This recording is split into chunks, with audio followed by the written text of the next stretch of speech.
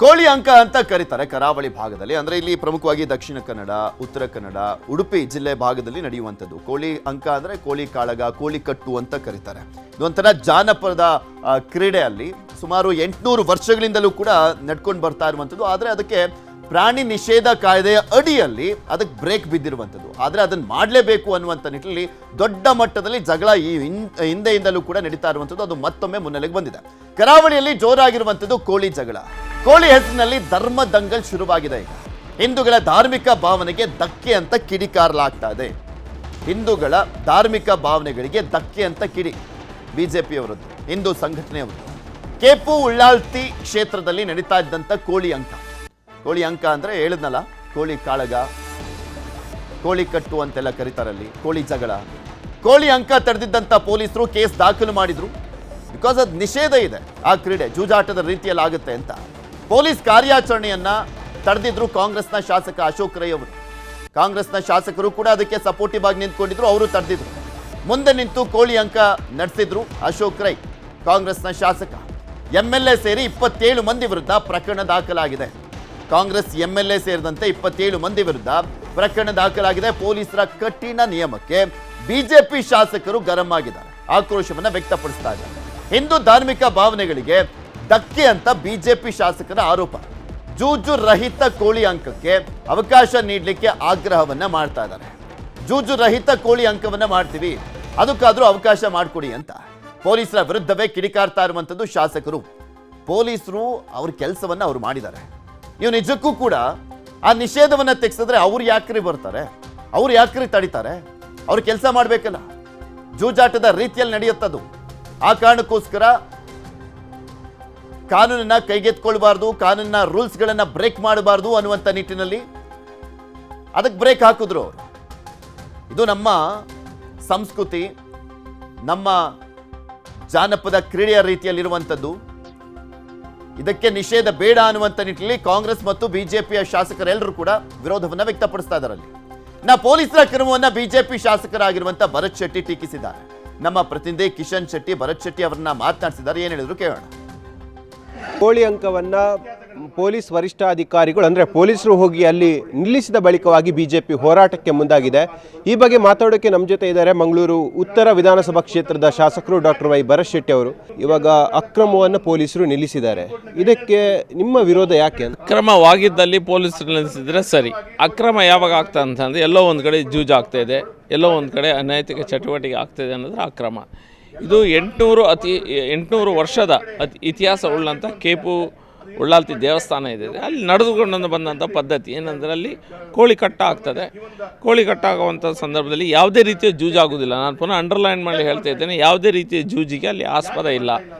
ಸಾವಿರಾರು ಜನ ಹರಕೆ ಮತ್ತೊಂದು ವಿಷಯದಲ್ಲಿ ಅದನ್ನು ಆ ಕಾರ್ಯಕ್ರಮ ಆಗಲಿಕ್ಕಿಂತ ಮುಂಚೆ ಅಲ್ಲೊಂದು ಕೋಳಿ ಮಾಡುವಂಥ ಪದ್ಧತಿ ಇದೆ. ಹಾಗಾಗಿ ಅಷ್ಟು ಜನ ಬಂದು ಸಾವಿರಾರು ಸಂಖ್ಯೆಯಲ್ಲಿ ಸೇರಿಸಿ ಅದನ್ನು ಮಾಡೋದು ಪದ್ಧತಿ. ಅದ್ರ ಪ್ರಕಾರ ಮಾಡ್ತಾಯಿದ್ರು. ಜೂಜ್ ಆಗ್ತಾಯಿಲ್ಲ, ಇಲ್ಲದೆ ಜೂಜ್ ಕೇಸ್ ಹಾಕ್ತಾಯಿದ್ರು. ಜೂಜ್ ಆಗಲಿಲ್ಲ, ಪ್ರಾಣಿ ಹಿಂಸೆ ಕೇಸನ್ನು ಹಾಕಿ ಎಷ್ಟೋ ಜನನ ಒಳಗೆ ಹಾಕಿದ್ದಾರೆ, ಆ ಕಾರ್ಯಕ್ರಮವನ್ನು ನಿಲ್ಲಿಸಿದ್ದಾರೆ. ಹಾಗಾಗಿ ನಮ್ಮ ಇದು ವಿರೋಧ ಇದೆ. ಕೆಲವು ಹಬ್ಬದ ಸಂದರ್ಭದಲ್ಲಿ, ಕೆಲವು ಮತದವರ ಹಬ್ಬದ ಸಂದರ್ಭದಲ್ಲಿ ಸಾವಿರಾರು ಕುರಿಗಳನ್ನು ಒಂದೇ ಕಡೆ ನಿಲ್ಲಿಸಿ ಕೊಲ್ತಾರೆ. ಅದನ್ನು ಪೊಲೀಸರಿಗೆ ಇದು ಹಿಂಸೆ ಆಗ್ತಾಯಿತ್ತು ಅನ್ನೋದನ್ನು ನಿಲ್ಲಿಸ್ಲಿಕ್ಕೆ ಆಗ್ತದೆ. ಯಾಕಂದರೆ ಇಷ್ಟು ವರ್ಷಗಳಿಂದ ಏನೂ ಆಗಲಿಲ್ಲ, ಸಡನ್ನಾಗಿ ನಿಮಗೆ ಇದರ ನೆನಪಾಗ್ತದೆ. ನೀವು ಯಾಕೆ ಈ ಆ್ಯಕ್ಟಲ್ಲಿರುವಂಥ ಯಾವುದೋ ಸಣ್ಣ ಲೂಪನ್ನು ಹಿಡ್ಕೊಂಡು ವರ್ಷದಿಂದ ಎಷ್ಟೋ ವರ್ಷಗಳಿಂದ ನೂರಾರು ವರ್ಷಗಳಿಂದ ಬಂದಂಥ ಪರಂಪರೆಯನ್ನು ನಿಲ್ಲಿಸ್ಲಿಕ್ಕೆ ನೋಡ್ತಾ ಇದ್ದೀರಿ? ಮತ್ತು ಅದು ಹಿಂದೂಗಳಿಗೆ ಮಾತ್ರ. ಕಾಂಗ್ರೆಸ್ನ ಶಾಸಕರ ಮೇಲೆ ಕೂಡ ಕೇಸ್ ಹಾಕಿದ್ದಾರೆ ಮೊದಲೇ ದಿನ. ಎರಡನೇ ದಿನ ಜಿಲ್ಲಾಧ್ಯಕ್ಷರಂತೆ ಬಿಜೆಪಿಯ ಜಿಲ್ಲಾಧ್ಯಕ್ಷರ ಮೇಲೆ ಕೂಡ ಕೇಸ್ ಹಾಕಿದ್ದಾರೆ. ಇಲ್ಲಿ ಹೇಗೆ ರಾಜಕೀಯ ಬರುತ್ತೆ? ಹಿಂದೂ ಧಾರ್ಮಿಕ ಭಾವನೆಗಳಿಗೆ ಘಾಸಿಗೊಳಿಸುವಂಥ ಪ್ರಯತ್ನ ಸರ್ಕಾರ ಮಾಡ್ತಾ ಇದೆ. ಇಲ್ಲಿ ಕಾಂಗ್ರೆಸ್, BJP, JDS, ಕಮ್ಯುನಿಸ್ಟ್ ಅಂತ ಬರೋದಿಲ್ಲ, ವಿಷಯನ ತೆಗಿಲಿಲ್ಲ.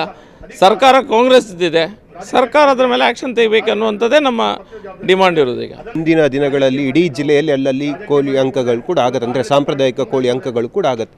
ಆ ಸಂದರ್ಭದಲ್ಲಿ ಪೊಲೀಸರು ತಡೆದರೆ ಬಿಜೆಪಿಯ ನಿಲುವು ಏನಿರುತ್ತೆ? ಯಾವ ರೀತಿಯಾಗಿ ಹೋರಾಟವನ್ನು ಮಾಡ್ತೀವಿ? ನೋಡಿ, ಅದ್ರ ಬಗ್ಗೆ ನಾವೀಗ ಚರ್ಚೆ ಮಾಡಲಿಕ್ಕಿದ್ದೇವೆ. BJPಯು ಸಾಂಪ್ರದಾಯಿಕವಾಗಿ ನಡೆಯುವಂಥ ಯಾವುದೇ ಅನೈತಿಕ ವ್ಯವಸ್ಥೆ ಇಲ್ಲದೆ ಜೂಜು ರಹಿತವಾಗಿ ನಡೆಯುವಂಥ ನಮ್ಮೆಲ್ಲ ಸಂಪ್ರದಾಯದ ಎಲ್ಲ ವಿಷಯಗಳಿಗೆ ನಾವು ಪೂರ್ತಿ ಬೆಂಬಲವನ್ನು ಕೊಡ್ತೇವೆ. ಇದು ಶಾಸಕರಾದಂಥ ಡಾಕ್ಟರ್ ವೈ ಭರತ್ ಶೆಟ್ಟಿ ಅವರ ಮಾತು. ಕ್ಯಾಮರಾಮ್ಯಾನ್ ನಿಖಿಲ್ ಸುವರ್ಣ ಜೊತೆ ಕಿಶನ್ ಶೆಟ್ಟಿ, ನ್ಯೂಸ್ 18 ಮಂಗಳೂರು. ಕರಾವಳಿ ಭಾಗದ ಮತ್ತೊಬ್ಬ ಶಾಸಕ ವೇದವ್ಯಾಸ್ ಕಾಮತ್ ಕೂಡ ನ್ಯೂಸ್ 18 ಜೊತೆ ಮಾತನಾಡಿದ್ದಾರೆ. ಏನು ಹೇಳಿದ್ದಾರೆ ಕೇಳೋಣ. ಕೇಪುನಲ್ಲಿ ಕೋಳಿ ಅಂಕ ನಿಲ್ಲಿಸಿದ ಬಳಿಕವಾಗಿ ಈಗ ರಾಜಕೀಯ ಹೋರಾಟಗಳು ಜಾಸ್ತಿ ಆಗ್ತಾ ಇದೆ. ಈ ಬಗ್ಗೆ ಮಾತಾಡೋಕೆ ನಮ್ಮ ಜೊತೆ ಇದ್ದಾರೆ ಮಂಗಳೂರು ದಕ್ಷಿಣ ವಿಧಾನಸಭಾ ಕ್ಷೇತ್ರದ ಶಾಸಕರು ವೇದವ್ಯಾಸ್ ಕಾಮತ್ ಅವರು. ಸರ್, ಈಗ ಪೊಲೀಸರು ಹೇಳ್ತಾರೆ ನಾವು ಕಾನೂನಿನ ಪ್ರಕಾರವಾಗಿ ಕ್ರಮ ಕೈಗೊಂಡಿದ್ದೀವಿ, ಯಾಕೆ ವಿರೋಧ ಹಾಗಾದರೆ? ಪೊಲೀಸರು 1960ರಲ್ಲಿ ಆದಂಥ ಕಾನೂನು ಅವರಿಗೆ 2025ಕ್ಕೆ ನೆನಪಂತ. ಹಾಗಿರುವಾಗ ಅವತ್ತಿನಿಂದ ಎಲ್ಲ ಪೊಲೀಸ್ ಇಲಾಖೆ, ಎಲ್ಲ ಸರ್ಕಾರ ಅದಕ್ಕೆ ಅವಕಾಶಗಳು ಕೊಡ್ತಾ ಇರುವಂಥ ಸಂದರ್ಭದಲ್ಲಿ ಇವತ್ತು ರಾಜ್ಯದಲ್ಲಿ ನಡೆಯುತ್ತಂಥ ಕಾಂಗ್ರೆಸ್ ಸರ್ಕಾರ ಅದಕ್ಕೆ ಕಾನೂನು ಅಂತೇಳಿ ತೋರಿಸ್ಕೊಂಡು ಅಧಿಕಾರಿಗಳ ಮುಖಾಂತರ ಅದನ್ನು ಹತ್ತಿಕ್ಕುವಂಥ ಕೆಲಸ ಕಾರ್ಯಗಳು ಮಾಡ್ತಾರೆ ಅಂತ ಹೇಳಿದರೆ ಇದರಲ್ಲಿ ಕಾಂಗ್ರೆಸ್ನ ಸ್ಪಷ್ಟವಾದ ಚಿಂತನೆ ಹಿಂದೂ ಧಾರ್ಮಿಕ ಕಾರ್ಯಕ್ರಮಗಳಿಗೆ ಕಾನೂನು ಅಂತೇಳಿ ತೋರಿಸ್ಕೊಂಡು ನಮ್ಮ ಭಾವನೆಗಳಿಗೆ ಧಕ್ಕೆ ಮಾಡುವಂಥ ಕೆಲಸ ಕಾರ್ಯಗಳು ಆಗ್ತಾ ಇದೆ. ಇದು ಕಾಂಗ್ರೆಸ್ನಿಂದ ಇದು ಮಾತ್ರ ನಿರೀಕ್ಷೆ ಮಾಡಲಿಕ್ಕೆ ಸಾಧ್ಯ. ಇದು ಬಿಟ್ಟು ಬೇರೆ ಏನು ನಿರೀಕ್ಷೆ ಮಾಡಬಹುದು? ಅವ್ರದ್ದೇ ಸರ್ಕಾರ ಇರುವಾಗ ಅವ್ರದ್ದೇ ಶಾಸಕರಿಗೆ ಈ ಪರಿಸ್ಥಿತಿ ಆದರೆ ಸಾರ್ವಜನಿಕರ ಗತಿ ಏನು, ಪಾಡೇನು? ಈಗ SP ಅವರು ನೋಡೋದು ಕಾನೂನು ಮಾತ್ರ, ಅದಕ್ಕೆ ಸಾಕ್ಷಿ ಎಂಬಂತಿದೆ. ಪುತ್ತೂರು ಶಾಸಕರ ಮೇಲೆ ಒಂದು ಕೇಸ್ ಹಾಕಿರುವಂಥದ್ದು. ಪುತ್ತೂರಿನ ಶಾಸಕರಲ್ಲಿ ಹೋದರೂ ಕೂಡ ಯಾವುದೇ ರೀತಿಯ ಘಟನೆಗಳಲ್ಲಿ ಜನರನ್ನು ಸೇಫ್ ಮಾಡಲಿಕ್ಕೆ ಅವರಿಗೂ ಆಗಿಲ್ಲ. ಅವರು ಹೋಗಿರ್ಬೋದು, ಅವರು ಏನೂ ಮಾತಾಡಿರ್ಬೋದು, ಅದರ ಕೇಸಂತೂ ಬಿತ್ತೇ ಅಲ್ಲ. ನಾನು ಹೇಳುವಂಥದ್ದು ಸರ್ಕಾರ ನಡೆಸುವಂಥ ರೀತಿ ಇದಲ್ಲ. ಪೊಲೀಸರು ಕೇಳಲ್ಲ ಅಂತ ಹೇಳಲಿಕ್ಕೆ ನಾಚಿಕಾಗಲ್ವಾ? ಹಾಗಿರುವಾಗ ದಿನೇಶ್ ಗುಂಡೂರಾವ್ ಮತ್ತು ಗೃಹ ಮಂತ್ರಿಗಳು ಕೋಳಿ ಅಂಕವನ್ನು ನಡೆಸ್ಬೋದು ಜೂಜಿಲ್ಲದೆ ಅಂತೇಳುವಂಥ ಹೇಳಿಕೆ ಯಾಕೆ ಕೊಟ್ಟರು? ಅವರು ಹೇಳಿದ ನಂತರ ಕೂಡ ಈ ರೀತಿ ಪೊಲೀಸ್ ಇಲಾಖೆ ಕೇಸ್ ಆಗುತ್ತೆ ಅಂತೇಳಿ ಆದರೆ, ನೀವು ಆ್ಯನಿಮಲ್ ಕ್ರೂಯಲ್ಟಿ ಆ್ಯಕ್ಟನ್ನು ಮಾತಾಡ್ತೀರಿ ಅಂತೇಳಿ ಆದರೆ, ಇಲ್ಲಿಗಲ್ ಗೋ ಹತ್ಯೆ ಆಗ್ತಾಯಿದೆ, ಸ್ಲಾಟರ್ ಹೌಸ್ ಇದೆ, ಆವಾಗ ಆ್ಯನಿಮಲ್ ಕ್ರೂಯಲ್ಟಿ ಕಾನೂನಿನಲ್ಲಿ ಕೇಸ್ ಹಾಕಬೇಕು ಅಂತ ಹೇಳುವಂಥದ್ದು ಈ ಪೊಲೀಸರಿಗೆ ಕಣ್ಣು ಕಾಣಲ್ವ? ಜೂಜಿಗೆ ಅವಕಾಶ ಕೊಡಬೇಡಿ. ಆದರೆ ಹಲವಾರು ವರ್ಷಗಳಿಂದ ಅವಕಾಶಗಳಿದ್ದಂಥ ಈ ಕೋಳಿ ಅಂಕಕ್ಕೆ ಅವಕಾಶಗಳು ಕೊಡಿ ಅಂತೇಳಿ ಕೇಳ್ಕೊಳ್ತೇವೆ. ಆಗಲೂ ಏನೂ ಆಗಲಿಲ್ಲ ಅಂತ ಹೇಳಿದ್ರೆ ನಮ್ಮ ಮುಂದಿನ ಹೆಜ್ಜೆಯನ್ನು ತೀರ್ಮಾನವನ್ನು ಮಾಡ್ತೇವೆ. ಇದೆಲ್ಲವೂ ಒಟ್ಟು ಕಾಂಗ್ರೆಸ್ನ ಕೃಪಾಕಟಿತವಾದ ಒಂದು ವ್ಯವಸ್ಥಿತವಾದಂಥ ಷಡ್ಯಂತ್ರ ಅಂತ ಹೇಳುವಂಥದ್ದು ಮತ್ತು ಕಾಂಗ್ರೆಸ್ನವರು ಹಿಂದೂಗಳಿಗೆ ವಿರೋಧ ಮಾಡ್ತಾ ಇರುವಂಥದ್ದು ಇದು ಸ್ಪಷ್ಟವಾದ ಗೋಚರಿಸ್ತಾ ಇದೆ. ಇದು ಮಂಗಳೂರು ದಕ್ಷಿಣ ವಿಧಾನಸಭಾ ಕ್ಷೇತ್ರದ ಶಾಸಕರು ವೇದವ್ಯಾಸ್ ಕಾಮತ್ ಅವರ ಅಭಿಪ್ರಾಯ. ಕ್ಯಾಮರಾಮ್ಯಾನ್ ನಿಖಿಲ್ ಸುವರ್ಣ ಜೊತೆ ಕಿಶನ್ ಶೆಟ್ಟಿ, ನ್ಯೂಸ್ 18 ಮಂಗಳೂರು. ಕಾಂಗ್ರೆಸ್ ಇದ್ದಾಗ ಬಿಜೆಪಿಯವ್ರ ಮೇಲೆ, ಬಿಜೆಪಿಯವರಿದ್ದಾಗ ಕಾಂಗ್ರೆಸ್ನವರ ಮೇಲೆ ದೂರುವಂಥದ್ದು ಸಾಮಾನ್ಯ. ಅದನ್ನೇ ಈಗ ಶಾಸಕರು ಕೂಡ ಮಾತನಾಡ್ತಿದ್ದಾರೆ ಅಂತ ಹೇಳಿದ್ರೆ ತಪ್ಪಾಗ್ಲಿಕ್ಕಿಲ್ಲ. ಯಾಕಂದ್ರೆ ಇಲ್ಲಿ ಮೇನ್ ಆಗಿರುವಂಥದ್ದು ಇದನ್ನು ಪಾಲನೆ ಮಾಡ್ತಾ ಇರುವಂಥದ್ದು ಯಾವ ಕಾರಣಕ್ಕೆ ಪೊಲೀಸರು ಅಂದರೆ, ಪ್ರಾಣಿಗಳ ಮೇಲಿನ ಕ್ರೌರ್ಯವನ್ನ ನಿಷೇಧ ಮಾಡಲಾಗಿದೆ, ಆ ಕಾನೂನನ್ನ ಪಾಲನೆ ಮಾಡ್ತಾ ಇದ್ದಾರೆ ಪೊಲೀಸರು. ಆದರೆ ಅದನ್ನೇ ಪ್ರಶ್ನೆ ಮಾಡ್ತಾ ಇದ್ದಾರೆ ಇವರು. ಪ್ರಾಣಿ ಹಿಂಸೆ ತಡೆ ಕಾಯ್ದೆಯಂತೆ ಕೋಳಿ ಅಂಕ ನಿಷೇಧ ಇದೆ. ಕೋಳಿ ಅಂಕದಲ್ಲಿ ಜೂಜಾಟ, ಹಿಂಸಾತ್ಮಕ ಕೃತ್ಯ ಸಾಧ್ಯತೆ ಇರುವಂಥ ಹಿನ್ನೆಲೆಯಲ್ಲಿ ಕೋಳಿ ಅಂಕದಲ್ಲಿ ಜೂಜಾಟ, ಹಿಂಸಾತ್ಮಕ ಕೃತ್ಯ ಸಾಧ್ಯತೆ ಇದೆ. ಓಕೆ, 800 ವರ್ಷಗಳಿಂದೆಲ್ಲ ಆಚರಣೆ ಮಾಡ್ಕೊಂಡು ಬರ್ತಾ ಇತ್ತು, ಇಲ್ಲ ಅಂತಲ್ಲ. ಆದರೆ ನಿಷೇಧ ಕಾಯ್ದೆ ಇದೆ, ಪ್ರಾಣಿಗಳ ಮೇಲೆ ಕ್ರೌರ್ಯ ನಿಷೇಧ ಆಗಬೇಕು ಅಂತ. ಇದನ್ನು ತಡೆಯುವಂಥ ಕೆಲಸವನ್ನು ಪೊಲೀಸರು ಮಾಡಿದ್ದಾರೆ. ಕೋರ್ಟ್ ಆದೇಶವನ್ನು ಪೊಲೀಸರು ಪಾಲನೆ ಮಾಡ್ತಾ ಇರುವಂಥದ್ದಲ್ಲಿ ಪೊಲೀಸರು ತಮ್ಮ ಕರ್ತವ್ಯವನ್ನು ಮಾಡಿರೋದ್ರಲ್ಲಿ ತಪ್ಪೇನಿದೆ? ಪೊಲೀಸರ ಮೇಲೆ ಆಕ್ರೋಶ ವ್ಯಕ್ತಪಡಿಸೋದು ಸರಿನಾ ಶಾಸಕರೇ? ಹಾಗಾದರೆ ಧರ್ಮದ ಹೆಸರಿನಲ್ಲಿ ರಾಜಕೀಯ ಎಷ್ಟು ಸರಿ? ಓಕೆ, ಆ ಕಾನೂನನ್ನ ತೆಗೆಸ್ಬಿಡಿ. ಹಂಗಾದ್ರೆ ಅದು ಬೇಡ ಅಂತ ಕೋಳಿ ಅಂಕಕ್ಕೆ ಸಪ್ರೇಟ್ ಆದಂಥ ಒಂದು ಕಾನೂನನ್ನು ತರಿಸ್ಬಿಡಿ. ಅತ್ಲಾಗೆ ಕೋಳಿ ಅಂಕ ಇದರ ಹೊರತಾಗಿ ಇದೆ. 1960ರ ಪ್ರಾಣಿಗಳ ಮೇಲಿನ ಕ್ರೌರ್ಯ ನಿಷೇಧದ ಕಾಯ್ದೆ ಅಡಿಯಿಂದ ಹೊರತಾಗಿದೆ ಕೋಳಿ ಅಂಕ ಅನ್ನುವಂಥದ್ದನ್ನ ಮೆನ್ಷನ್ ಮಾಡಿಸಿ. ನಿಮ್ಮದೇ ಸರ್ಕಾರ ಇದ್ದಾಗ ಮಾಡಲಿಲ್ಲ. ಓಕೆ, ಸೆಂಟ್ರಲ್ ಗೌರ್ಮೆಂಟು ಕೂಡ ಇದೆಯಲ್ಲ, ಭಾರತ ಸರ್ಕಾರದ ಆ್ಯಕ್ಟ್ ಇದು, ಚೇಂಜ್ ಮಾಡಿಸಿ. ಹಾಗಾದ್ರೆ ಸುಮ್ಮನೆ ಒಬ್ರು ಕಾಂಗ್ರೆಸ್ ಅಂದ್ಬಿಟ್ಟು ಕಾಂಗ್ರೆಸ್ ಅವರು ಹಿಂದೂಗಳನ್ನು ಕಂಡ್ರೆ ಆಗಲ್ಲ ಅಂತ ಹೇಳುವಂಥದ್ದಲ್ಲ. ಇಲ್ಲಿ ರಾಜಕಾರಣಿಗಳಿಗೂ ಜವಾಬ್ದಾರಿ ಮುಖ್ಯ ಅಲ್ವಾ? ಕೋರ್ಟ್ ಆದೇಶವನ್ನ ಉಲ್ಲಂಘಿಸಿದಂತೆ ಆಗಲ್ವಾ? ಹಾಗಾದ್ರೆ ಈ ಯಾರಾದರೂ ಹೋಗ್ಬಿಟ್ಟು ಅಪ್ಲಿಕೇಶನ್ ಹಾಕಿದ್ರಪ್ಪ, ಒಂದು ಅರ್ಜಿ ಹಾಕಿದ್ರು ಕೋರ್ಟ್ಗೆ, ನೋಡಿ ಪೊಲೀಸರು ಕೈ ಕಟ್ಕೊಂಡು ಕೂತ್ಕೊಂಡಿದ್ದಾರೆ, ಕಾನೂನನ್ನ ಮೀರ್ತಾ ಇದ್ದಾರೆ, ರೂಲ್ಸ್ಗಳನ್ನ ಬ್ರೇಕ್ ಮಾಡ್ತಾ ಇದ್ದಾರೆ ಅಂತ ಹಾಕಿದ್ರೆ ಚೀಮಾರಿ ಹಾಕ್ಸ್ಕೊಳ್ಳೋದು ಪೊಲೀಸರು, ನೀವುಗಳಲ್ಲ, ಶಾಸಕರೆಲ್ಲ ಹಾಕ್ಸ್ಕೊಳ್ಳೋದು ಪೊಲೀಸರು. ಏನ್ರಪ್ಪ ಮಾಡ್ತಾ ಇದ್ದೀರಾ ಅಂತ ಪ್ರಶ್ನೆ ಮಾಡೋದು ಪೊಲೀಸರನ್ನ, ಕೋರ್ಟು ನಿಮ್ಮನ್ನೆಲ್ಲ. ರಾಜಕಾರಣಿಗಳು ಜನರಲ್ಲಿ ಅರಿವನ್ನು ಮೂಡಿಸಬೇಕು, ಬದಲಾಗಿ ಪೊಲೀಸರನ್ನ ಟಾರ್ಗೆಟ್ ಮಾಡೋದು, ಪ್ರಚೋದನೆ ಮಾಡೋದು, ಕಾಂಗ್ರೆಸ್ ಸರ್ಕಾರ ಹಿಂದೂಗಳನ್ನ ಟಾರ್ಗೆಟ್ ಮಾಡ್ತಾ ಇದೆ ಅಂತ ಹೇಳೋದು, ಧರ್ಮದ ಬಣ್ಣ ಹಚ್ಚಿ ಪ್ರಚೋದನಾತ್ಮಕ ಮಾತುಗಳು ಯಾಕೆ ಬೇಕು ಈ ಟೈಮಲ್ಲಿ ಅಂತ. ನೋಡ್ರಿ, ನಿಮ್ಮ ಸರ್ಕಾರ ಬಂದಾಗ ರೂಲ್ಸ್ನ ಚೇಂಜ್ ಮಾಡಿಸಿ, ಜಾನಪದನ ನಿಮ್ಮ ಕಡೆಗೆ ಮಾತ್ರ ಅವಕಾಶ ಕೊಡಿಸ್ಕೊಳ್ಳಿ. ಓಕೆ, ಕೋಳಿ ಅಂಕಕ್ಕೆ ಅದಾಗ್ತಿಲ್ವಲ್ಲ ನಿಮ್ಮ ಕೈಲಿ? ಇದ್ರ ಬಗ್ಗೆ ಇನ್ನಷ್ಟು ಮಾಹಿತಿಯನ್ನು ಕೊಡ್ತಾ ಹೋಗ್ತಾರೆ ನಮ್ಮ ಮಂಗಳೂರಿನ ಪ್ರತಿನಿಧಿ ಕಿಶನ್ ನಮ್ಮ ಜೊತೆ ನೇರ ಸಂಪರ್ಕದಲ್ಲಿ ಜಾಯ್ನ್ ಆಗಿದ್ದಾರೆ. ಕಿಶನ್, ಇಲ್ಲಿ ರೂಲ್ಸ್ ಅನ್ನ ಫಾಲೋ ಮಾಡ್ತಾ ಇದ್ದಾರೆ ಪೊಲೀಸರು. ಓಕೆ, ಈಗ ಆ ಕೋಳಿ ಅಂಕ ನಡಿಬೇಕು, ಅದೊಂಥರ ಜಾನಪದವಾಗಿ 800 ವರ್ಷಗಳಿಂದಲೂ ಕೂಡ ನಾವು ಮಾಡ್ಕೊಂಡ್ ಬರ್ತಾ ಇದೀವಿ, ಅದೊಂಥರ ಸಂಪ್ರದಾಯ ಆಗಿದೆ ಅನ್ನುವಂಥದ್ದು ಎಲ್ಲವನ್ನೂ ಕೂಡ ಹೇಳ್ತಾ ಇದ್ದಾರೆ, ನಮ್ಮ ಸಂಸ್ಕೃತಿಯ ಭಾಗ ಅಂತ. ಆದರೆ 1960 ಭಾರತದ ಒಂದು ಪ್ರಾಣಿಗಳ ಮೇಲಿನ ಕ್ರೌರ್ಯ ನಿಷೇಧ ಕಾಯ್ದೆ ಅಡಿಯಲ್ಲಿ ಇದಿರುವಂಥ ಹಿನ್ನೆಲೆಯಲ್ಲಿ ಪಾಲಿಸಬೇಕಾಗಿದೆ. ಇವರು ಅಲ್ಲಿ ಮಾತನಾಡೋದಿಲ್ಲ. ಮಾತೆತ್ತಿದ್ರೆ ಇದು ಹಿಂದೂಗಳನ್ನ ವಿರೋಧ ಮಾಡ್ತಾ ಇರುವಂಥದ್ದು, ಹಿಂದೂ ಸಂಸ್ಕೃತಿಯನ್ನ ವಿರೋಧ ಮಾಡ್ತಾ ಇದ್ದಾರೆ ಅಂತ ಹೇಳುವಂಥದ್ದು ಎಷ್ಟು ಮಟ್ಟಿಗೆ ಸರಿ ಅಂತ. ಖಂಡಿತ ಪೃಥ್ವಿ, ನೀವು ಹೇಳಿದಾಗೆ ಕೇವಲ ರಾಜಕೀಯ ಚರ್ಚೆಗಳು ಇಲ್ಲಿ ಆಗ್ತಾ ಇದೆ, ರಾಜಕೀಯ ಮೇಲಾಟಗಳು ಆಗ್ತಾ ಇದೆ. ಇಲ್ಲಿನ ಜನಪ್ರತಿನಿಧಿಗಳಿಗೆ ಅಷ್ಟು ಇಚ್ಛಾಶಕ್ತಿ ಇದ್ರೆ ಸರ್ಕಾರದ ಮೇಲೆ ಒತ್ತಡ ಹೇರಲಿ, 1960 ತಂದಿರುವಂತ ಕಾಯ್ದೆಗೆ ಒಂದು ರೀತಿಯಾಗಿ ತಿದ್ದುಪಡಿಯನ್ನು ತರಲಿ ಎಂಬ ಆಗ್ರಹವನ್ನು ಜನಸಾಮಾನ್ಯರು ಮಾಡ್ತಾ ಇದ್ದಾರೆ. ಅದು ಬಿಟ್ಟು ನೇರವಾಗಿ ಪೊಲೀಸರ ವಿರುದ್ಧವೇ ಕಾರ್ಯಾಚರಣೆ ಮಾಡುವಂತೆ, ಪೊಲೀಸರ ವಿರುದ್ಧವೇ ಜನ ದಂಗೆ ಏಳುವಂತೆ ಈ ರೀತಿಯಾಗಿ ಪ್ರಚೋದನಕಾರಿಯಾಗಿ ಮಾತಾಡೋದು ಎಷ್ಟು ಸರಿ ಅಂತ ಹೇಳಿ ಜನಸಾಮಾನ್ಯರಿಗೆ ಪ್ರಶ್ನೆಯನ್ನು ಎತ್ತಾ ಇದ್ದಾರೆ. ಪ್ರಮುಖವಾಗಿ ಬಂಟ್ವಾಳದ ವಿಟ್ಲದ ಕೇಪಿನಲ್ಲಿ ಆದಂತಹ ಕೋಳಿ ಅಂಕ ಅದು ಜೂಜು ರಹಿತವಾಗಿ ಆಗುವಂತ ಕೋಳಿ ಅಂಕ. ಯಾಕೆಂದ್ರೆ ದಕ್ಷಿಣ ಕನ್ನಡ ಜಿಲ್ಲೆಯಲ್ಲಿ ಹಲವಾರು ದೈವ ಕ್ಷೇತ್ರಗಳಿವೆ. ಈ ದೈವ ಕ್ಷೇತ್ರಗಳಲ್ಲಿ ನೇಮ ಉಚ್ಚಯಗಳು ಆದ ನಂತರವಾಗಿ ಆ ಭಾಗದಲ್ಲಿ ರಕ್ತ ಬಿಂದು ಆಗಬೇಕು ಅನ್ನೋದು ಬಹಳ ಸಂಪ್ರದಾಯ ಇದೆ. ಆ ಕೇಪು ಉಳ್ಳಾಲ್ತಿ ಕ್ಷೇತ್ರವು ಕೂಡ ಸುಮಾರು 800 ವರ್ಷಗಳಿಂದ ಈ ರೀತಿಯಾಗಿ ಕೋಳಿ ಅಂಕಗಳು ಕೂಡ ಆಗ್ತಾ ಇದೆ. ಆದರೆ ಯಾವಾಗ ದಕ್ಷಿಣ ಕನ್ನಡ ಜಿಲ್ಲೆಗೆ SP ಅರುಣ್ ಕುಮಾರ್ ಆಗಿ ಬಂದ್ರು, ಆ ಬಳಿಕ ಇಡೀ ಜಿಲ್ಲೆಯಲ್ಲಿ ಕಾನೂನು ಸುವ್ಯವಸ್ಥೆಯನ್ನು ಕಾಪಾಡುವ ಜೊತೆಗೆ ಕಾನೂನನ್ನ ಬಿಗಿ ಮಾಡ್ತಾ ಇದ್ದಾರೆ. ಇದು ಎಲ್ಲೋ ಒಂದು ರೀತಿಯಾಗಿ ಇಲ್ಲಿನ ಧಾರ್ಮಿಕತೆ ಕೂಡ ಒಂದು ಅಡ್ಡಿ ಉಂಟಾಗ್ತಾ ಇದೆ. ಈ ನಿಟ್ಟಿನಲ್ಲಿ ಬಿಜೆಪಿ ನೇರವಾಗಿ ಆಕ್ರೋಶವನ್ನು ಹೊರಹಾಕಿರುವಂತದ್ದು. ಕಾಂಗ್ರೆಸ್ ಸರ್ಕಾರ ಪೊಲೀಸ್ ಅಧಿಕಾರಿಗಳನ್ನು ಉಪಯೋಗಿಸಿ ಈ ರೀತಿಯಾಗಿ ಹಿಂದೂ ಧಾರ್ಮಿಕ ಭಾವನೆಗಳಿಗೆ ಧಕ್ಕೆಯನ್ನು ಉಂಟು ಮಾಡುವಂತ ಕೆಲಸಗಳನ್ನ ಮಾಡ್ತಾ ಇದೆ ಎಂಬ ಆಕ್ರೋಶವನ್ನ ವ್ಯಕ್ತಪಡಿಸುತ್ತಿದ್ದಾರೆ. ಆದ್ರೆ ಇವರಿಗೆ ಒಂದು ಹೆಜ್ಜೆ ಮುಂದೆ ಹೋಗಿ ಸರ್ಕಾರದ ಗಮನವನ್ನು ಸೆಳೆಯಬಹುದು. ಒಗ್ಗಟ್ಟಾಗಿ ಬಿಜೆಪಿ ಈ ರೀತಿಯಾಗಿ ಧಾರ್ಮಿಕವಾಗಿ ಭಾವನೆಗಳಿಗೆ ಧಕ್ಕೆ ಆಗ್ತಾ ಇದೆ, ಹಾಗಾಗಿ 1960 ಈ ಆಕ್ಟಿಗೆ ತಿದ್ದುಪಡಿ ತರಬೇಕೆಂಬ ಆಗ್ರಹವನ್ನು ಸರ್ಕಾರದ ಮುಂದೆ ಮಾಡಬಹುದು. ಆದ್ರೆ ಇಲ್ಲಿ ತನಕ ಯಾವುದೇ ರೀತಿಯಾಗಿ ಅಂತಹ ಪ್ರಯತ್ನಗಳನ್ನ ಮಾಡಿಲ್ಲ. ಇದರ ಜೊತೆಗೆ ಎಲ್ಲ ಒಂದ್ ಕಡೆ ಮತ್ತೆ ರಾಜಕೀಯ ಲಾಭವನ್ನು ಪಡೆದುಕೊಳ್ಳುವಂತ ಪ್ರಯತ್ನಗಳನ್ನು ಇಲ್ಲಿ ಮಾಡ್ತಾ ಇದ್ದಾರೆ ಅನ್ನೋ ಪ್ರಶ್ನೆಗಳು ಈಗ ಕಾಡ್ತಾ ಇರುವಂತದ್ದು. ಯಾಕಂದ್ರೆ ಈಗ ಹೇಳ್ತಾ ಇರುವಂತದ್ದು ಪೊಲೀಸರು ಯಾಕೆ ಮಾತ್ರ ಕೋಳಿ ಅಂಕಕ್ಕೆ ದಾಳಿ ಮಾಡ್ತಾ ಇದ್ದಾರೆ, ಇಡೀ ಜಿಲ್ಲೆಯಲ್ಲಿ ಅಲ್ಲಲ್ಲಿ ಅಕ್ರಮವಾಗಿ ಗೋ ಹತ್ಯೆಗಳು ಆಗ್ತಾ ಇದೆ, ಬೇರೆ ಪ್ರಾಣಿಗಳ ವಧೆ ಆಗ್ತಾ ಇದೆ, ಅವುಗಳನ್ನು ಕೂಡ ಈ ಪ್ರಾಣಿ ಹಿಂಸೆ ಆಕ್ಟ್ ನಡಿ ತಡಿಬಹುದಲ್ಲೋ ಎಂಬ ಪ್ರಶ್ನೆಗಳನ್ನು ಎತ್ತಾ ಇದ್ದಾರೆ. ಆದ್ರೆ ಇದಕ್ಕೆ ಮೂಲವಾಗಿ ನೋಡ್ಬೇಕಾದ್ರೆ ಮೂಲ ಎಲ್ಲಿ ಸಮಸ್ಯೆಗೆ ಪರಿಹಾರ ಅಂತ ಹೇಳಿದ್ರೆ ಸರ್ಕಾರಕ್ಕೆ ಮನವಿ ಮಾಡಿ ಸರ್ಕಾರದ ಮುಂದೆ ಆಗ್ರಹವನ್ನು ವ್ಯಕ್ತಪಡಿಸಿ ಆಕ್ಟಿಗೆ ತಿದ್ದುಪಡಿಯನ್ನ ಮಾಡೋದು. ಅದನ್ನ ಬಿಜೆಪಿ ಮುಂದಿನ ದಿನಗಳಲ್ಲಿ ಮಾಡಬೇಕಾಗತ್ತೆ.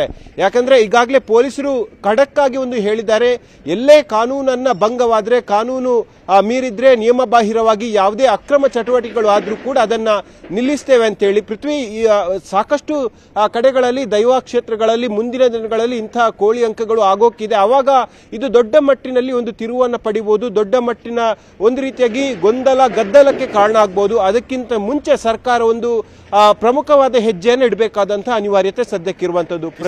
ಈ ಮುಂಚೆ ಎಲ್ಲ ಜಲ್ಲಿಕಟ್ಟು ತಮಿಳುನಾಡಲ್ಲಿ ಅಥವಾ ಇಲ್ಲಿನ ಕಂಬಳ ಆಗಿರ್ಬೋದು, ಇದೆಲ್ಲದಕ್ಕೂ ಕೂಡ ಕೆಲವೊಮ್ಮೆ ನಿಷೇಧ ಇರದಂತ ಸಂದರ್ಭದಲ್ಲಿ, ಕೋರ್ಟಿಗೆ ಹೋದಂತ ಸಂದರ್ಭದಲ್ಲಿ ಕೆಲವೊಂದಕ್ಕೆ ಅವಕಾಶವನ್ನ ಕೂಡ ಕೊಡ್ಲಾಯ್ತು.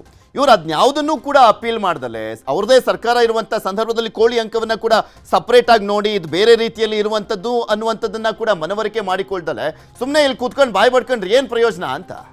ಖಂಡಿತ, ಯಾಕೆಂದ್ರೆ ಕೋಳಿ ಅಂಕದಲ್ಲಿ 2 ವಿಧಗಳಲ್ಲಿ ಆಗತ್ತೆ. ಒಂದು ಕಡೆ ಕೋಳಿ ಅಂಕ ಅಕ್ರಮವಾಗಿ ಆಗತ್ತೆ, ಅಲ್ಲಿ ಜೂಜು ಯಥೇಚ್ಛವಾಗಿ ಆಗತ್ತೆ. ಆದ್ರೆ ಇನ್ನೊಂದು ಕಡೆ ಮತ್ತೆ ದೈವ ಕ್ಷೇತ್ರಗಳಲ್ಲಿ ಆಗುವಂತಹ ಕೋಳಿ ಅಂಕದಲ್ಲಿ ಈ ರೀತಿಯ ಜೂಜು ಪ್ರಕ್ರಿಯೆಗಳು ಆಗೋದಿಲ್ಲ. ಆಯಾ ಗ್ರಾಮದ ಗ್ರಾಮಸ್ಥರು ತಾವು ಸಾಕಿರುವಂತಹ ಹುಂಜಗಳನ್ನ ತಂದು ಅಲ್ಲಿ ಕೋಳಿ ಕಾಳಗವನ್ನ ಮಾಡ್ತಾರೆ. ಅಲ್ಲಿ ಕೋಳಿಯ ರಕ್ತ ಬಿಂದು ಆ ನೆಲಕ್ಕೆ ಬಂದ್ರೆ ಅದು ಒಂದು ರೀತಿಯಾಗಿ ಆ ದೈವಕ್ಕೂ ಕೂಡ ಸಂತೃಪ್ತಿಯ ಭಾವನೆ ಎಂಬ ನಂಬಿಕೆ ತಲೆತಲಾಂತರಗಳಲ್ಲಿ ಇರುವಂತದ್ದು.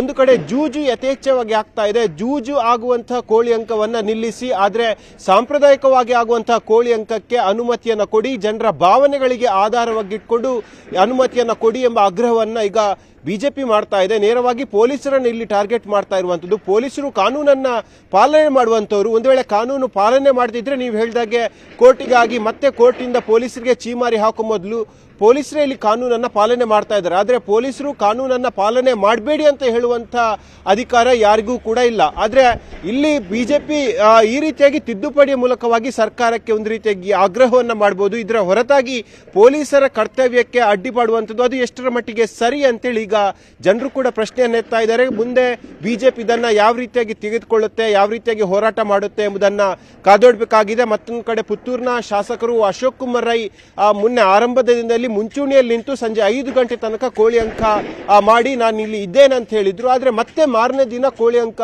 ಮುಂದುವರಿಸಿದ ಕಾರಣಕ್ಕಾಗಿ ವಿವಾದ ಬಹಳಷ್ಟು ದೊಡ್ಡ ಮಟ್ಟಿಗೆ ಸ್ವರೂಪವನ್ನು ಪಡ್ಕೊಂಡಿದೆ. ಮುಂದೆ ದೊಡ್ಡ ವಿವಾದ ಇಡೀ ಜಿಲ್ಲೆಯಲ್ಲಿ ಹಬ್ಬುವಂತ ಸಾಧ್ಯತೆಗಳು ಇರುವಂತದ್ದು. ಪೃಥ್ವಿ, ಲೆಟ್ಸ್ ಏನಾಗುತ್ತೆ ಅಂತ. ಧನ್ಯವಾದ ಕಿಶನ್ ನಿಮ್ಮೆಲ್ಲ ಮಾಹಿತಿಗಾಗಿ. ಮುಂದಿನ ಸುದ್ದಿ ಹೋಗೋಣ. ಬೆಕ್ಲು ಶಿವ ಕೊಲೆ ಕೇಸ್ನ ಕಂಟಕ ಶಾಸಕ ಭೈರತಿ ನಾಪತ್ತೆ. 3 ತಂಡಗಳಿಂದ ತಲಾಶ್. ಎಲ್ಲಿದ್ದಾರೆ ಎಂಎಲ್ಎ? ಬೇಲ್ ಭವಿಷ್ಯ ಏನಾಗುತ್ತೆ? ರಿಲೀಫ್ ಕಂಟಕನ? ಭೈರತಿ ಬೇಲ್ ಭವಿಷ್ಯ?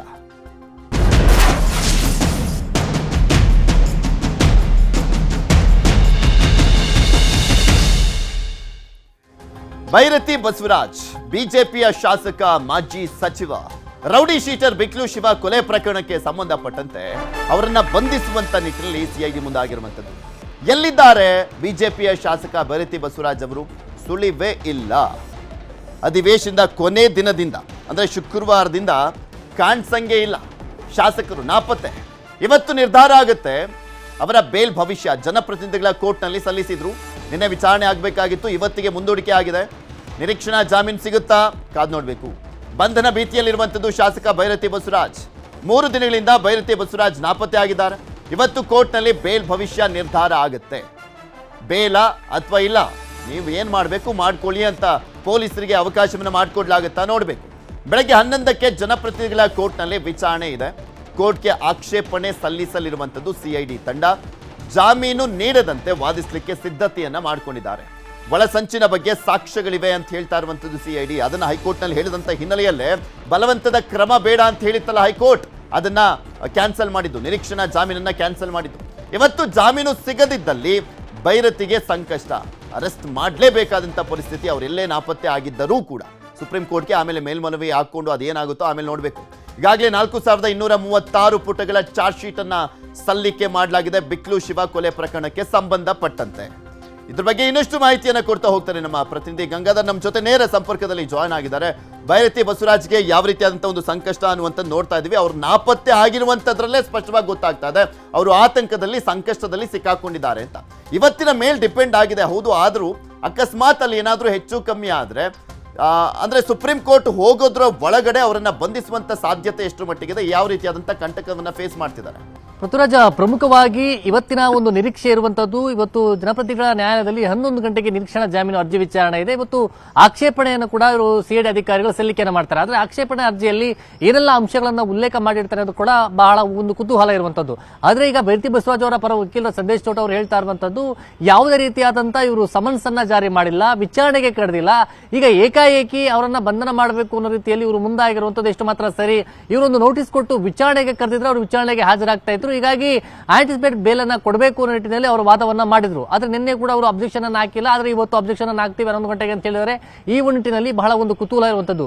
ಭೈರತಿ ಬಸವರಾಜ್ ಅವರ ಒಂದು ನಿರೀಕ್ಷಣಾ ಜಾಮೀನು ಅರ್ಜಿ ವಿಚಾರವಾಗಿ ಕೋರ್ಟಲ್ಲಿ ಇವತ್ತು ಏನು ಬೆಳವಣಿಗೆ ಆಗುತ್ತೋ ಅದರ ಮೇಲೆ ಏನೆಲ್ಲ ಡೆವಲಪ್ಮೆಂಟ್ ಆಗುತ್ತೋ ಕೂಡ ನೋಡಬೇಕಾಗುತ್ತೆ. ಆದರೆ ಇವತ್ತು ನಿರೀಕ್ಷಣಾ ಜಾಮೀನು ಸಿಕ್ಕಂತಹ ಸಂದರ್ಭದಲ್ಲಿ ಒಂದು ತಕ್ಕ ಮಟ್ಟಿಗೆ ರಿಲೀಫ್ ಅಂತ ಹೇಳ್ಬೋದು ಭೈರತಿ ಬಸವರಾಜ್ಗೆ. ಅಥವಾ ಏನಾದರೂ ಅದು ರಿಜೆಕ್ಟ್ ಆದ್ರೆ ಅನಿವಾರ್ಯತೆ ಯಾವುದೇ ರೀತಿಯಾದಂತ ಸಮಸ್ಯೆ ಅಂದ್ರೆ ಏನೋ ಅವಕಾಶಗಳಿರೋದಿಲ್ಲ. ಅವರು ಸರೆಂಡರ್ ಆಗಬೇಕಾಗುತ್ತೆ ಅಥವಾ ಬಂದು ಪೊಲೀಸರ ವಿಚಾರಣೆಗೆ ಕೂಡ ಬರಬೇಕಾಗುತ್ತೆ.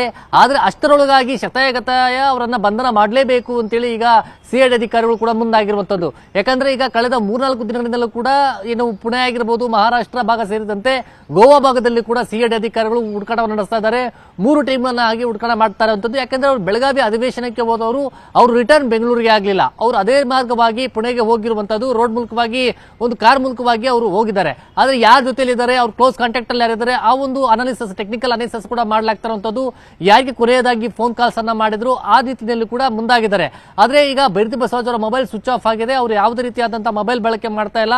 ಎಲ್ಲಿ ಅವರು ಉಳ್ಕೊಂಡಿದ್ದಾರೆ, ಎಲ್ಲಿ ತಲೆಮಾಡಿಸ್ಕೊಂಡಿದ್ದಾರೆ ಅನ್ನೋದ್ರ ಬಗ್ಗೆ ಇನ್ನೂ ಕೂಡ ಸರಿಯಾದಂತಹ ಕ್ಲಾರಿಫಿಕೇಶನ್ ಪೊಲೀಸರು ಕೂಡ ಸಿಕ್ಕಿಲ್ಲ. ಯಾಕಂದ್ರೆ ಟೆಕ್ನಿಕಲ್ ವಿಚಾರವಾಗಿ ಕೂಡ ತುಂಬಾ ಅವರು ಜಾಣತನ ಮುಂದಾಗಿರುವಂತದ್ದು. ಒಂದು ನಿರೀಕ್ಷಣಾ ಜಾಮೀನು ಸಿಗುತ್ತೆ ಅನ್ನೋ ನಿರೀಕ್ಷೆಯಲ್ಲಿ, ಒಂದು ಭರವಸೆಯಲ್ಲಿ ಅವರು ಕೂಡ ಇರುವಂತದ್ದು. ಆದ್ರೆ ಇವತ್ತು ಕೋರ್ಟ್ ಅಲ್ಲಿ ಏನ್ ಡೆವಲಪ್ಮೆಂಟ್ ಆಗುತ್ತೆ, ಏನ್ ಆರ್ಡರ್ ಆಗುತ್ತೆ, ಅದರ ಮೇಲೆ ಇವತ್ತು ಆ ಒಂದು ಭೈರತಿ ಬಸವರಾಜ್ ಅವರ ಒಂದು ಭವಿಷ್ಯ ಅಂತ ಕೂಡ ಹೇಳ್ಬೋದು. ಯಾಕಂದ್ರೆ ಒಂದ್ ವೇಳೆ ರಿಜೆಕ್ಟ್ ಆದ್ರೆ ಅನಿವಾರ್ಯತೆ ಅವರು ಬರಲೇಬೇಕಾಗುತ್ತೆ ಕೋರ್ಟ್ಗೆ. ಇಲ್ಲಿ ಅವರು ಸರೆಂಡರ್ ಅಂದ್ರೆ ಅವರು ವಿಚಾರಣೆ ಎದುರಿಸಬೇಕಾಗಿರುವಂತದ್ದು. ಆ ನಿಟ್ಟಿನಲ್ಲಿ ಹಿಂದೆ ಕೂಡ ಹೈಕೋರ್ಟ್ ಅಲ್ಲಿ ಒಂದೇನೋ ಒಂದು ಅರ್ಜಿಯನ್ನು ಹಾಕೊಂಡಿದ್ರು. ಆ ಸಂದರ್ಭದಲ್ಲಿ SPP ಅವರು ಹೇಳಿದ್ರು ಬಂಧನ ಮಾಡುವಂತಹ ಅವಶ್ಯಕತೆ ಇದೆ. ಯಾಕಂದ್ರೆ ಹಿಂದೆ ಪೊಲೀಸ್ ಠಾಣೆಗೆ ಹಾಜರಾಗಿದ್ದಂತಹ ಸಂದರ್ಭದಲ್ಲಿ ಸುಳ್ಳನ್ನ ಹೇಳಿದ್ದಾರೆ. ಹೀಗಾಗಿ ಅವರನ್ನ ಬಂಧನ ಮಾಡುವಂತ ಅವಶ್ಯಕತೆ ಇದೆ ಅಂತ ಹೇಳಿದ್ರು. ಈ ನಿಟ್ಟಿನಲ್ಲಿ ಈಗ ಅವರನ್ನ ಅರೆಸ್ಟ್ ಮಾಡೋಕೆ ಎಲ್ಲ ಸಿಐಡಿ ತಯಾರಿಯನ್ನ ಮಾಡಿಕೊಂಡಿದೆ, ಹುಡುಕಾಟ ಕೂಡ ನಡೆಸ್ತಾ ಇದೆ. ಮತ್ತೊಂದು ಕಡೆ ಈ ಪ್ರಕರಣಕ್ಕೆ ಸಂಬಂಧಪಟ್ಟಂತೆ 4236 ಪೇಜ್ಗಳ ಚಾರ್ಜ್ ಶೀಟ್ ಅನ್ನು ಕೂಡ ಸಬ್ಮಿಟ್ ಮಾಡುವಂತದ್ದು ಒಂದು ಮಹತ್ವದ ಒಂದು ಘಟ್ಟ ತಲುಪಿರುವಂತದ್ದು ಈ ಪ್ರಕರಣದಲ್ಲಿ ಈಗ ಭೈರತಿ ಬಸವರಾಜ ಬಂಧನ ಒಂದು ವಿಚಾರವಾಗಿ ಸಿಐಡಿ ಅಧಿಕಾರಿಗಳು ಎಲ್ಲಾ ರೀತಿಯಾದ ತಯಾರಿಯನ್ನ ಮಾಡ್ಕೊಳ್ತಾ ಇದ್ದಾರೆ. ಪೃಥ್ವಿರಾಜ್. ಓಕೆ, ಧನ್ಯವಾದ ಗಂಗಾಧರ್ ನಿಮ್ಮೆಲ್ಲ ಮಾಹಿತಿಗಾಗಿ. ಇನ್ನು ರೌಡಿ ಶೀಟರ್ ಬಿಕ್ಲು ಶಿವ ಕೊಲೆ ಪ್ರಕರಣಕ್ಕೆ ಸಂಬಂಧಪಟ್ಟಂತೆ ಮತ್ತೆ ಕೋಕಾ ಕಾಯ್ದೆ ಪ್ರಯೋಗಕ್ಕೆ ಮುಂದಾಗಿರುವಂಥದ್ದು ಸಿಐಡಿ. ಮತ್ತೆ ಅಂದ್ರೆ ಯಾಕೆ ಹೇಳ್ತಾ ಇದ್ದೀವಿ ಅಂದ್ರೆ ಹೈಕೋರ್ಟ್ನಲ್ಲಿ ಅದನ್ನು ರದ್ದು ಮಾಡಲಾಗಿತ್ತು. ಅಂದರೆ ಅದನ್ನು ಕೋಕಾ ಕಾಯ್ದೆ ಅಡಿಯಲ್ಲಿ ಕೇಸ್ ಹಾಕ್ತೀವಿ ಅನ್ನುವಂಥ ನಿಟ್ಟಿನಲ್ಲಿ ಮುಂದಾಗಿದ್ರಲ್ಲ, ಅದನ್ನು ಕ್ಯಾನ್ಸಲ್ ಮಾಡಲಾಗಿತ್ತು. ಆದರೆ ಅವರ ನಿರೀಕ್ಷಣಾ ಜಾಮೀನನ್ನು ಕೂಡ ಹಾಗೆ ರದ್ದು ಮಾಡಲಾಗಿತ್ತು. ಈಗಾಗಲೇ ಕೋಕಾ ಕಾಯ್ದೆ ರದ್ದು ಮಾಡಿತ್ತು ಹೈಕೋರ್ಟ್. 19ನೇ ತಾರೀಕು ತೀರ್ಪು ಬರುವಂಥ ಸಂದರ್ಭದಲ್ಲಿ ಹೈಕೋರ್ಟ್ ಆದೇಶವನ್ನು ಪ್ರಶ್ನಿಸಿ ಸುಪ್ರೀಂಗೆ ಮೇಲ್ಮನವಿಯನ್ನು ಸಲ್ಲಿಸುವಂಥ ಸಾಧ್ಯತೆ ಇದೆ. ಮೇಲ್ಮನವಿ ಸಲ್ಲಿಕೆ ಮಾಡಲಿಕ್ಕೆ ಸಿದ್ಧತೆಯನ್ನು ಮಾಡಿಕೊಂಡಿರುವಂಥದ್ದು ಸಿಐಡಿ. ಮತ್ತೆ ಕೋಕಾ ಕಾಯ್ದೆ ಪ್ರಯೋಗಕ್ಕೆ ಮುಂದಾಗಿರುವಂಥದ್ದು ಭೈರತಿ ಬಸವರಾಜ್ ಅವರ ವಿರುದ್ಧ ಸಿಐಡಿ. ಸೊ ಕಾದ್ ನೋಡಬೇಕು ಸುಪ್ರೀಂ ಕೋರ್ಟ್ನಲ್ಲಿ ಏನಾಗುತ್ತೆ ಅಂತ. ಯಾಕೆಂದ್ರೆ ಹೈಕೋರ್ಟ್ನಲ್ಲಿ ಇದ್ದಂಥ ಸಂದರ್ಭದಲ್ಲಿ ಕೋಕಾ ಕಾಯ್ದೆಯ ವಿಚಾರಕ್ಕೆ ಸಂಬಂಧಪಟ್ಟಂತೆ ಭೈರತಿ ಬಸವರಾಜ್ ಅವರ ಮೇಲೆ ಏನು ಅದನ್ನ ಪ್ರಯೋಗಕ್ಕೆ ಮುಂದಾಗಿದ್ರು ಅದನ್ನ ರದ್ದು ಮಾಡಲಾಗಿತ್ತು. ಹಾಗೆ ನಿರೀಕ್ಷಣಾ ಜಾಮೀನನ್ನು ಕೂಡ ರದ್ದು ಮಾಡಲಾಗಿತ್ತು.